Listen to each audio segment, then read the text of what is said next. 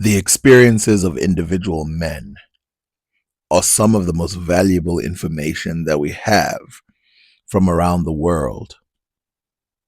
One thing that people allege from Al Masudi all the way to Ibn Battuta is that Abyssinian men were used all around the world as warriors.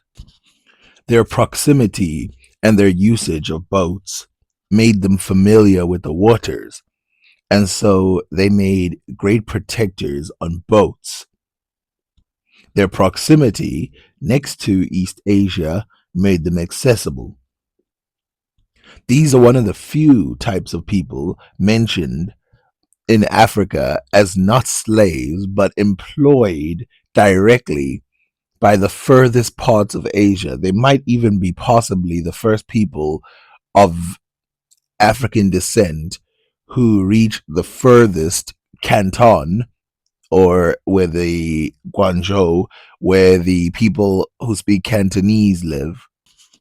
Now, this claim that Ethiopians were all over places like China, India, Ceylon, or Sri Lanka is not a small one, and it's actually been accepted by many scholars. Except that it seems that the people of China were not too interested in depicting the Abyssinians themselves. Now, of course, if you look at Chinese history, there's a lot of things that occurred, but because the people who were involved were not Chinese, they were not depicted. For example, we know that Arabs frequented China, yet there's not a lot of depictions showing Arabs in China. As fascinating and as foreign as that site might have been in China, they don't show a lot of them. We also know that Indians went to China. We know that people from Indonesia went to China, and we also know that Africans went to China. But there's not a lot of depictions of them. Now, of course, people from Arabia and people from India and other places who themselves were different than the Chinese would have been very interested in depicting their own people found in China, which is probably why we have Abyssinians portrayed. Now, I say own people because some of the Abyssinians, if you remember, were Muslims. And so this would impress some of the Arabs to know that some Muslims had traveled such a long distance in order to work and operate in such a distant land. Now, enough of the talking. Let's just get right into the evidence of where and when this is stated by Ibn Battuta. Now, remember, of course, that just because Ethiopians had not arrived in this area earlier doesn't mean that their reputation didn't reach there.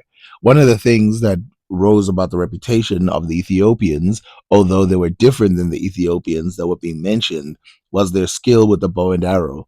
And for some reason, they called the Ethiopians not the same Ethiopians as the ones in Nubia, but they called the Ethiopians from Ethiopia Abyssinians into China to operate, usually holding lances and bow and arrows. And this is actually an explanation given by an expert that perhaps this is why they were on these boats as warriors manning ships. So we start off with South India. We embarked on a ship belonging to Ibrahim, mentioned above, called Al Jagar. On this ship, we put 70 of the horses of the sultans present, and the rest we put with the horses of our companions on a ship belonging to Ibrahim's brother called Manurt Jalansi. Gave us a vessel on which we put the horses of Zahir al-Din and Sunbul and their party, and he furnished it for us with water, provisions, and forage. He sent his son with us on a ship called Al Okari, which resembles a grab but is rather broader. It has 60 oars and is covered with a roof during battle in order to protect the rowers from arrows and stones. I myself went on board Al Jagar, which had a complement of 50 rowers and 50 Abyssinian men at arms.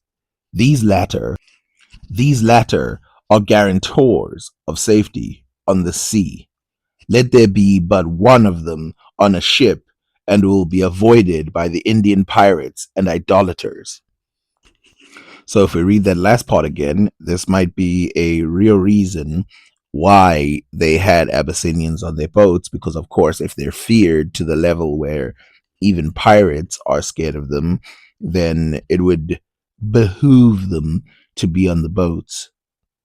I myself went aboard Al Jager, which had a complement of 50 rowers and 50 Abyssinian men at arms. Now keep that in mind. That is a difference. The rowers are not the 50 Abyssinian men. These are not slaves. These are employed warriors. These latter are guarantors of safety. Brilliant. On the sea. Let there be but one of them on a ship, and it will be avoided by the Indian pirates and idolaters. It also tells us, by the way, if we examine what this is saying, that Indian pirates were very familiar with Abyssinian people. Now, here's an account that talks more about these Abyssinian men, but this time they're not on an Arab boat, but a Ceylon boat. Ceylon is the old name for Sri Lanka. It's located on the other side of India and described by everybody, Indians, Chinese, Indonesians, Africans, as a great place for sale. For example, Ibn Battuta describes it as a place where people would go and barter, and then they would leave for wherever direction they came from, and then they would return again and trade not only with the people of Ceylon, but with the people who have come to Ceylon. Now, why this place was a great place of trade instead of mainland India, I have no idea. But it was a very popular state. Now, in mainland India, there was places that were used for trade as well, but Ceylon had its own reputation. We went on to a town of Kali, a small place, 6 farsakhs from Dinawar, where there are a certain Muslim called the Captain Ibrahim, who gave us hospitality in his place. We then journeyed to the town of Kalambu, which is one of the finest and largest towns in Sarambid.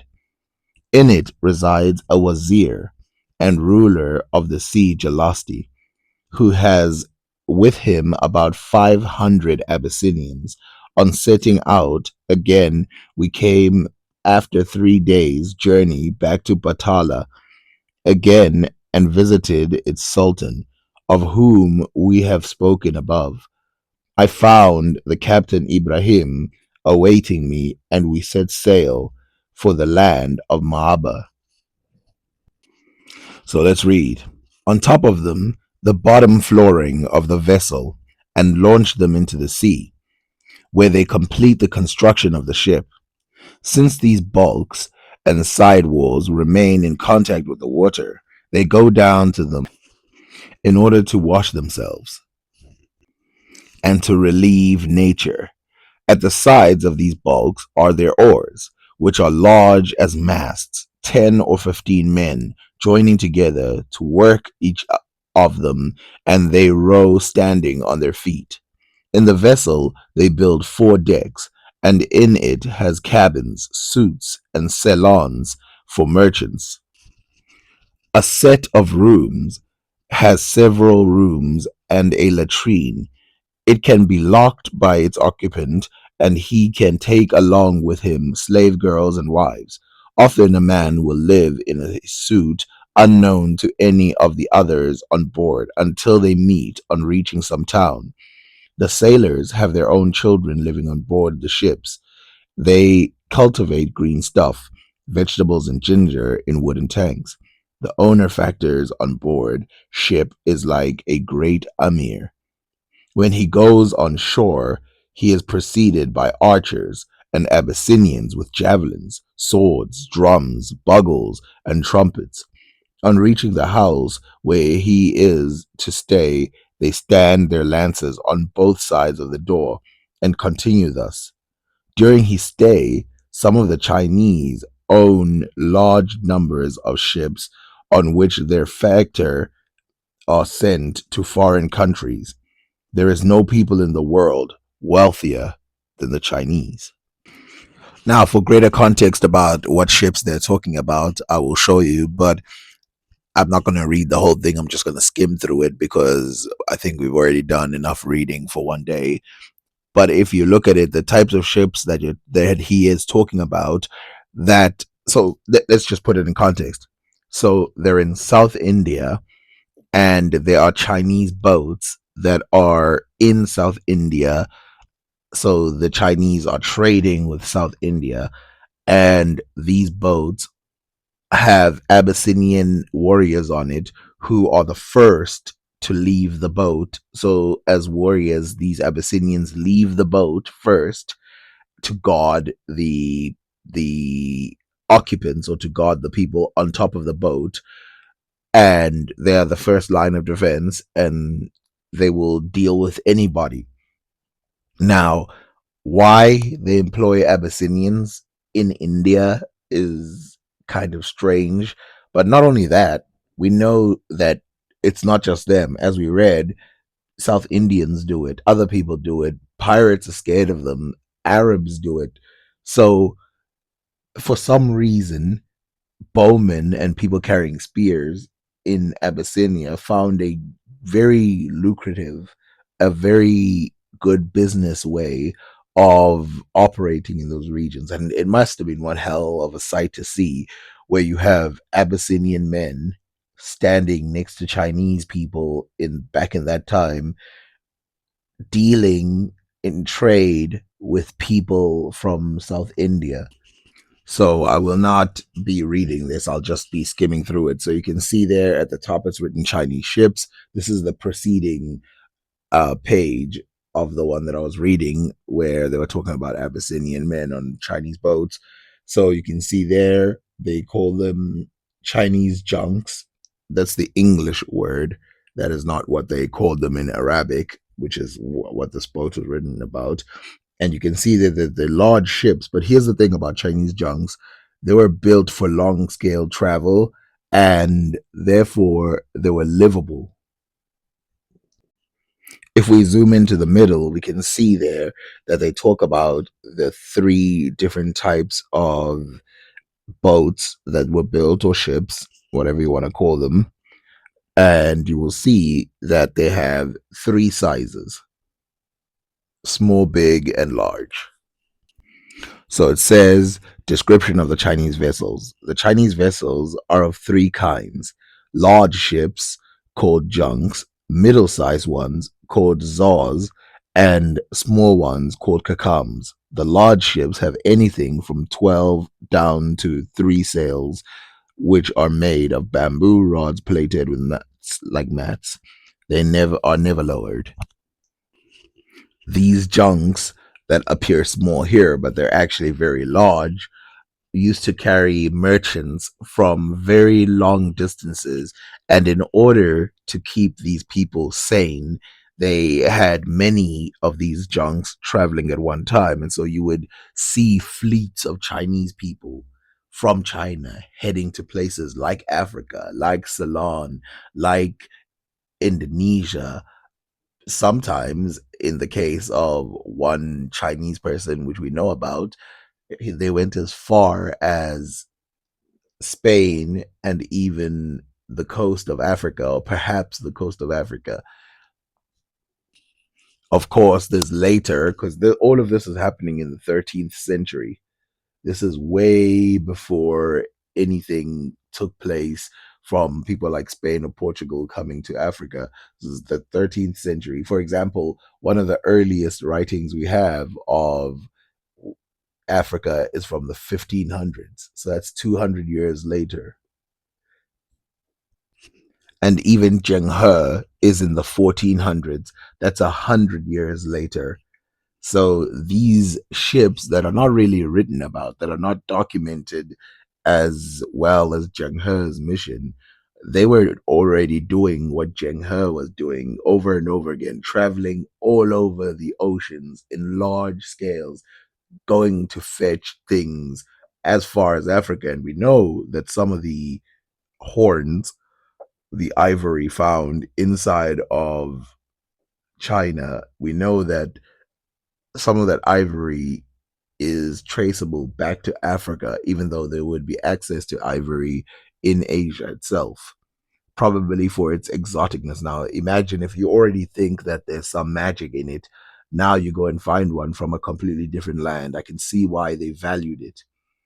Another thing, of course, was we have images of giraffe and stuff like that being brought to China from Africa.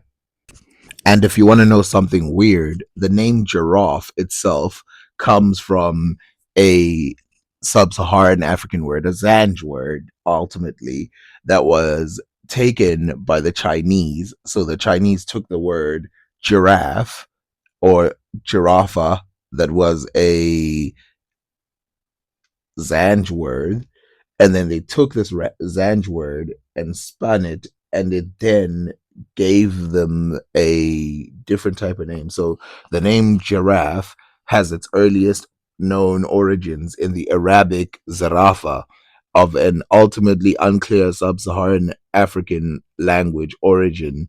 The Middle English and early modern spelling giraffe and zaraf derived from the Arabic form based Spanish and Portuguese girafa. The modern English term comes from the 16th century from giraffe. Now, here's something that is not written here. The name giraffe, that was taken from ultimately unclear sub-Saharan language, was taken from a Chinese, and the Chinese people called it Zulafa. Now, the Chinese heard that name from the Zanj. So the Zanj called it some word like Jirafa. The Chinese called it Zulafa, and then the Arabs took that word, and then it ended up in our modern language, which is pretty exciting, pretty dope bit of history. The reputation of the Abyssinians, of course, is one that is deep inside of India and around the world. One example of these people in India are the Habshi. The Habshi, as a population, are part of the Siddhis, and these people operated way back in the day, and some of them became slaves and some of them were workers. This history that we know about these people, the Abyssinians who existed inside of this region, is long documented. One of the people that mentions them is actually Marco Polo. He mentions them very briefly and does not go any further. Al Masudi, from long time ago, mentions seeing Abyssinians near India, and he mentions them in the case of boats, as if they were climbing up aboard of ships, but yet they did no harm to people, so they were not pirates. In fact, pirates were scared of them, and in some cases, they assumed that whenever you see Abyssinians, a storm is coming. Now, this might not be a story that he told accurately, because it might have something to do with the incoming winds. So when they see Abyssinian boats traveling towards India, it's a indicator that the winds have changed and that storms will be coming towards India. But instead, this person, Al Masudi, interprets it in a very different way, and that's something that we see often with Al Masudi, where he has a little bit of the information, but then does a whole lot of speculation. In the early 2000s, it was assumed that there must be Chinese boats located somewhere near Kenya. Now, of course, this is not Abyssinian territory, it's Zanj territory. But the reason why they believe this was the case was because they found some Chinese coins located in the waters of the Zanj. And so they sent a team there to go and check. So this was a team of a mix between Chinese and Kenyan historians who went and dove inside of the waters of Lamu. Since then, it has been confirmed that several ships from China have been wrecked in this area, and they're not all from the same time or the same mission. Now, the mission that they used to believe was that they were going to find just Zheng He's mission. To their surprise, they find Zheng He's mission is possibly one of the ships that they have recovered, the scraps of the ship that they've recovered, and possibly even earlier, and then even later, as we read, an hour drive north of the Kenyan city of Mombasa, you will soon be able to find Africa's first underwater museum where scuba divers can explore shipwrecks that have been sitting on the ocean floor for up to 600 years. It will span 137 kilometers of the coastline from Lamu in the north of Malindi further south. The wrecks were discovered by a team of 22 Chinese and Kenyan archaeologists. The interest of the former stems from shipwrecks dating back to the Ming dynasty that ruled China from 1368 to 1644 AD, during which period an almost mythical treasure fleet from China traveled the Indian Ocean. The vessels are thought to have been double the size of any other wooden boat at the time, although little evidence of the fleet remains. Recent DNA tests in the area attest to stories of a handful of survivors from the wreck of the Chinese vessel. Divers can also expect to see submerged artworks that highlight other aspects of the area maritime history, including the slave trade that highlighted East Africa's shores across the centuries. Caesar Beater, a leading archaeologist on the project, said the museum would preserve important Portuguese and Arabic shipwrecks, one of which, a Portuguese wreck, will be central point of the museum. The underwater displays will include iron ship making tools and concrete artifacts. The museum, once fully operational, will also showcase a demonstration the interaction between art and environment, science in a unique way. Bitter said a large part of the project also has to do with the sea environment in that part of Kenya. The East Africa coast already has an underwater hotel located off Tanzania's shore, and a second is planned for Mombasa. But curating history underwater is novel development. Diving around shipwrecks is far from new, but recharting their stories and journeys across the ocean only really began this millennium. And finally, to say the museum is expecting between 90,000 to 200,000 visitors a year, spurred by tourism from China as that country expands its cultural and economic interest in Africa with a little help from some ancient local legends.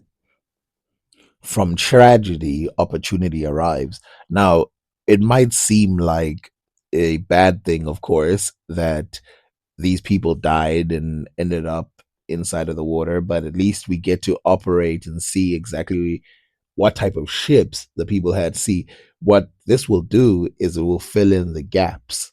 It'll fill in the gaps of what exactly the ships looked like that went all the way down to Africa and what exactly they look like what how did they match the descriptions that were given by some of these Arab and Chinese historians. Now you can see, based on the article, that the Chinese vessel that was found was actually double the size of the largest ships that we have seen in China. This is probably necessary because if you're traveling that far straight to Africa from China, you're not exactly going to go there in a very small boat. And not only that, on your way home, you're going to need a lot of space to make sure that you can carry a lot of things the other way, as you probably are not going to return for an entire year. Now, unfortunately for these people, they never returned forever. There are also Portuguese ships, tons of them, that have been discovered. See, Al Masudi described the Zanj and the Abyssinian Sea as one of the most treacherous in the world, and that many boats sink in those regions because the waves are so struggly. That's not a word. Well, basically, the waters are so abusive that these people literally drown all the time, with the exception, of course, of the Zanj and the Abyssinians, who are very familiar with the waters and the winds in that region. We find Indian boats, Chinese boats, African boats inside of those regions. The one type of boat that we're still looking for is the Indonesian boat, because once we can prove that Indonesian boats traveled as far as Kenya, then we can finally put to rest this idea that this Kenyan region was a isolated region. Now, the a bit of a cool part of it being in Lamu and instead of being somewhere else is that this area was not frequented a lot by Persians, so it was not dominated. It's a local area and was described by the Chinese too as a local area. In order for the Chinese to have a description, they must have traveled here. So here's the question: how much of a myth and a reality is it that these African and Chinese people operated together inside of these?